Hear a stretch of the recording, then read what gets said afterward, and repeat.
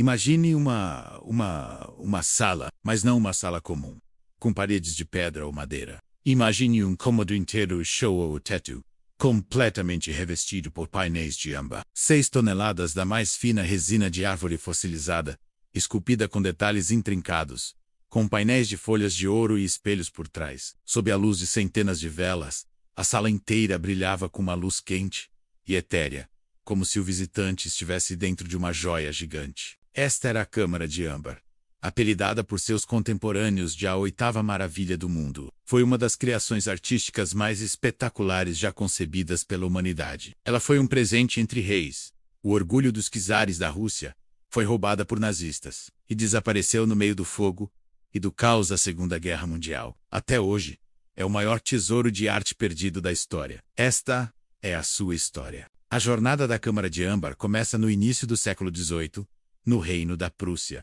O projeto foi iniciado em 1701 pelo rei Frederico, um amante das artes. Para decorar seu palácio em Berlim, ele contratou os melhores artesãos alemães e dinamarqueses para criar uma sala como nenhuma outra. Por mais de uma década, eles trabalharam nos painéis, esculpindo o âmbar em mosaicos, brasões e figuras. No entanto, o filho de Frederico, o rei Frederico, Guilherme I, era o seu oposto, um homem pragmático e militarista, conhecido como o Rei Soldado, que não tinha paciência para extravagâncias artísticas. Para ele, a sala inacabada era um luxo inútil. Em 1716, ele encontrou o destino perfeito para ela. Para selar uma aliança política e militar contra a Suécia, Frederico Guilhem deu a Câmara de Âmbar de presente ao czar da Rússia, Pedro o Grande. Pedro ficou maravilhado com o presente. As caixas com os painéis foram enviadas para São Petersburgo, onde foram instaladas no Palácio de Inverno. Décadas mais tarde, a filha de Pedro, Tsarina Elizabeth, decidiu mover a Câmara para sua residência de verão, o magnífico Palácio de Catarina. Lá, o arquiteto da corte, o italiano Rastrelli, expandiu e embelezou ainda mais a sala, adicionando os painéis de folha de ouro, os espelhos e mais âmbar, transformando-a na joia opulenta que entraria para a história. Por quase 200 anos, a Câmara de Âmbar foi o lugar mais deslumbrante de todo o Império Russo. Em junho de 1941, a paz da Câmara de Âmbar foi quebrada pela brutalidade da Segunda Guerra Mundial. Adolf Hitler lançou a Operação Barbarossa, a invasão massiva da União Soviética. O exército alemão avançou rapidamente, e logo o Palácio de Catarina estava na linha de frente do cerco a Leningrado. Os curadores soviéticos do palácio entraram em pânico. Eles tentaram desmontar e evacuar a Câmara de Âmbar, como fizeram com outros tesouros, mas descobriram que, após 200 anos, o âmbar havia se tornado seco e quebradiço. Os painéis começaram a se esfarelar ao serem tocados. Com medo de destruir a sala, ao tentar salvá-la, eles optaram por um plano desesperado: esconder em plena vista. Eles cobriram as paredes de âmbar com uma gaze, algodão, e por cima, um papel de parede simples, na esperança de que os invasores pensassem que era apenas uma sala comum. A farsa foi inútil. A Câmara de Âmbar era famosa em toda a Europa. Ela estava no topo da lista da Força-Tarefa de Arte de Hitler, uma organização nazista dedicada a saquear os maiores tesouros culturais da Europa. Quando os soldados alemães tomaram o palácio, eles sabiam exatamente o que procurar. Eles rasgaram o papel de parede e, em apenas 36 horas, com uma eficiência germânica, desmontaram cuidadosamente todos os painéis.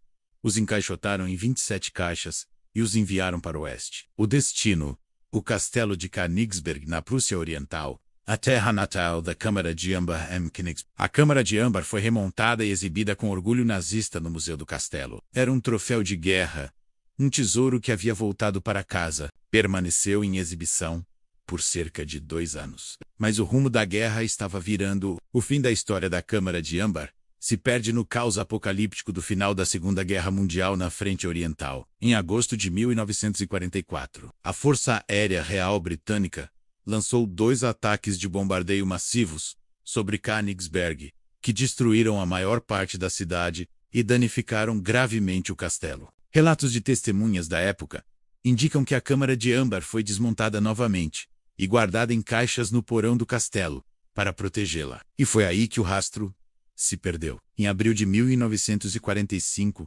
após uma batalha brutal, O Exército Vermelho Soviético capturou a cidade em ruínas. Quando os soviéticos procuraram pela câmara, não encontraram nada. As 27 caixas haviam desaparecido. Emile, ou fogo.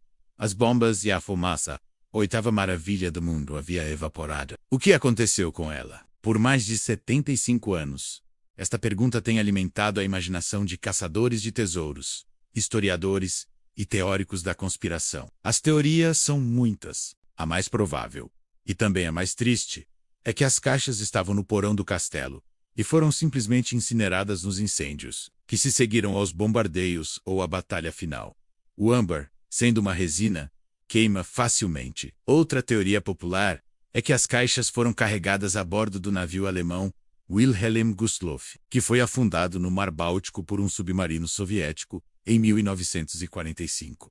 Na maior tragédia marítima da história, mergulhadores já exploraram um naufrágio, mas nada foi encontrado. A teoria mais romântica é que os nazistas, nos últimos dias da guerra, esconderam as caixas em um dos muitos túneis ou minas secretas na Alemanha, na Polônia ou na República Tcheca, esperando um dia recuperá-las. Esta teoria já lançou inúmeras expedições, todas sem sucesso. E há, claro, a possibilidade de que ela tenha sido saqueada. Talvez por um oficial nazista ou por um soldado soviético durante o caos, e vendida peça por peça no mercado negro, e hoje estaria espalhada, não reconhecida, em coleções particulares secretas ao redor do mundo. Após décadas de busca infrutífera pela câmara original, uma decisão notável foi tomada. Em 1979, o governo soviético iniciou um dos projetos de restauração mais ambiciosos da história: recriar a câmara de âmbar do zero, usando apenas um punhado de fotos em preto e branco e um único painel original que havia sido recuperado. Por 24 anos,